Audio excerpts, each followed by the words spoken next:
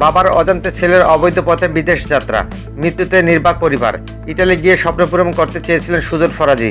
বৈধ পথে সুযোগ না পেয়ে অবৈধ পথে যাওয়ার সিদ্ধান্ত নিয়েছিলেন তিনি। কিন্তু সুজনের সিদ্ধান্তে পরিবারের অন্য সদস্যরা সম্মতি দিলেও ঝুঁকি নিতে রাজি হননি বাবা মিরাজুল ইসলাম। এ নিয়ে বাবা ছেলের মধ্যে কয়েক দফা বাকবিতণ্ডা হয়।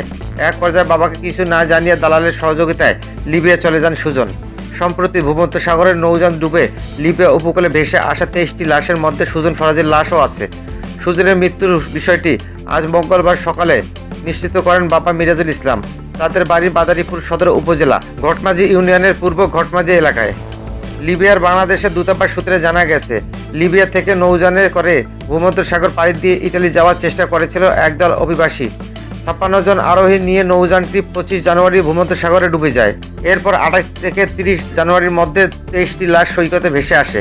গলিত লাশগুলো পরিচয় নিশ্চিত না হওয়া গেলেও স্থানীয় সূত্রে বরাতে দূতাবাস বলছে তাদের প্রায় সবাই বাংলাদেশি। সুজনের পরিবার ও স্থানীয় বাসিন্দারা জানান, দালালের প্রলোভনের পরে গত বছরের নভেম্বর মাসের শেষের দিকে ইতালির উদ্দেশ্যে বাড়ি ছাড়েন সুজন। প্রথমে ঢাকা থেকে দুবাইয়ে যান, সেখানে কয়েকদিন থেকে লিবিয়া যান। এরপর তাকে লিবিয়া বেনগাজি শহরে একটি বন্দিশালায় রাখা হয়। গত 24 জানুয়ারি লিবিয়ার উপকূল থেকে একটি ইঞ্জিন চালিত নৌকা ইতালি উদ্দেশ্যে যাত্রা করেন সুজন সহ অভিবাসী প্রত্যাশীরা।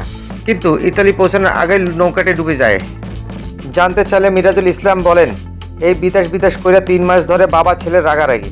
বাড়ির লোক আমারে বলছে সুজন ওর ফুপুর বাড়িতে আছে, তাই দুশ্চিন্তায় ছিলাম না। পরে 25 জানুয়ারি জানতে পারি ফুপুর কাছ থেকে 15 লাখ টাকা লইয়া সুজন লিবিয়া গেছে। তখন থেকে আমার মনে ভয়, আমার একমাত্র পোলা।